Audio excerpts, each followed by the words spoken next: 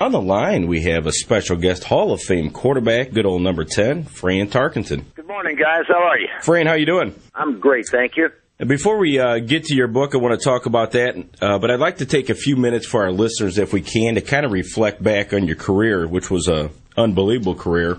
And go ahead and feel free to interject at any time. Well, my career started playing against the Chicago Bears. Minnesota's first game ever was in September of '61. We were a new franchise team. Unlike today's franchise teams, we had no draft privileges, no free agency. We got to get 6 players from, the other teams of the league froze their 34 top players, and we got to pick 3 of their bottom 6. We played 5 exhibition games. We're bludgeoning all 5 of them, including the Bears beat us about 40-0. We opened with the Bears in Minneapolis. No expansion team had ever won their first year, much less their first game. And, of course, in 1961, the Bears were the team. They were the most dominant team in pro football history up to then. George Halas was the founder of the National Football League. He was the Bears' owner, general manager, and head coach.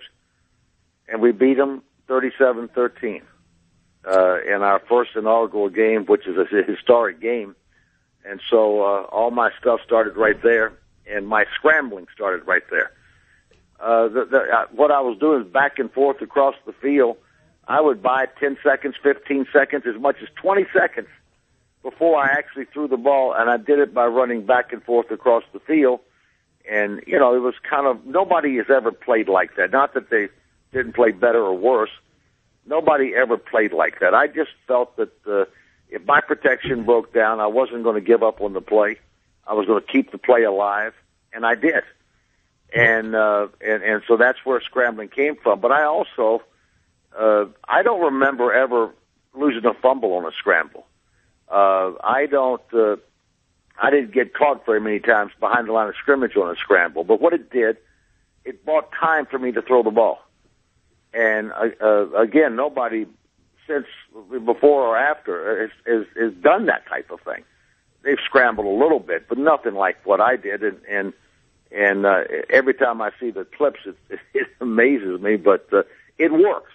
And when I finished playing football, I set all the passing records. And when I broke all the records, and when I retired, and then they stood for about 15 years before Marino broke my records, most people were surprised that I held the records because they looked at me strictly as a scrambler, not as a passer. I set I rushed for more yards than any quarterback, but what they didn't add up, I went east to west, probably more than any quarterback that's ever lived. So that's my career. Now, Fred, didn't you butt heads? I thought I read somewhere you butted heads with your coach, Norm Van Brocklin, over your running. Oh, no. Norm Van Brocklin butted heads with every human being he interfaced with. He was an angry man, and did I enjoy playing for him? I did not. He was my first coach, played for him my first 6 years, and then basically told him I couldn't play for him anymore. And after I did that, they fired him and asked me to come back. I said, no, he was your coach, and that was your choice. And so they traded me to the New York Giants. I played there for 5 years, came back to Minnesota, and played my last 7 years, and we went to 3 Super Bowls. Should have gone to a 4th straight Super Bowl, but the Hail Mary pass in 1975 from Staubach to Drew Pearson, kept us out of that. So you're a Southern boy. You're born in Richmond, Virginia, in 1940s. Yeah. You attended University of Georgia. I did. Well, I moved to Athens when I was about 10 years old. So I already grew up in Athens, across the street from the Georgia Bulldogs, and I went to school there, played there, and then got drafted by the Vikings. Now, Fran, did you have any other offers? You went to Georgia. Was there any other offers on the table? Oh, yeah. I got offers from everybody. Probably the one team in the South that didn't offer me a scholarship. But I really thought about going away from home. I almost went to Georgia Tech, but I didn't, thank God. I woke up in time. So I went over there, and when I went to Georgia, their program had been really not very good for about 7-8 years, and but we got it turned around, and we won the SEC championship in '59. We won the Orange Bowl in '59. We only lost one game and finished up number 2 or 3 in the nation. I'm going to throw some numbers at you, Fran. And when we were doing the research, these numbers just were kind of eye-popping. An 18-year NFL career, a 9-time Pro Bowler, including a Pro Bowl MVP under your belt, 1975 NFL MVP. Talk a little bit about that 75 season. Well, I was 35 years old in '75. We had a great team. I think we were number 1 in offense and number 2 in defense, and that's probably the best team that we had. And that's when we, I think we won all but 2 games and had Dallas totally beat. And by some miracle at the end of the game, it wasn't just a Hail Mary pass.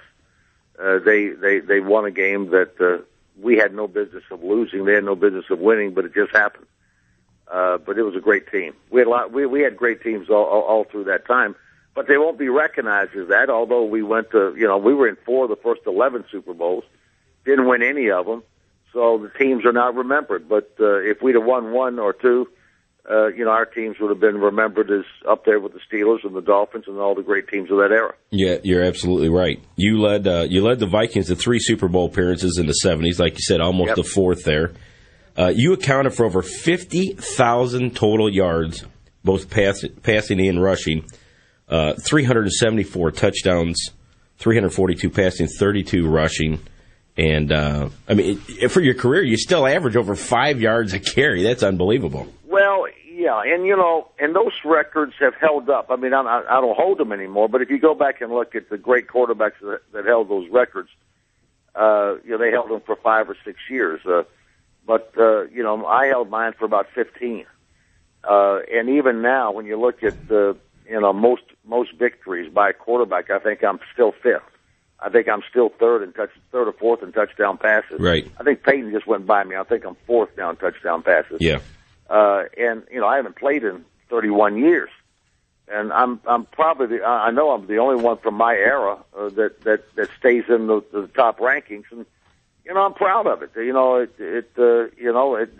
By putting up those numbers, it helped my teams be better. That's what it meant, and so I'm very proud of the numbers, and I'm proud of the way that they held up, and I enjoyed my career.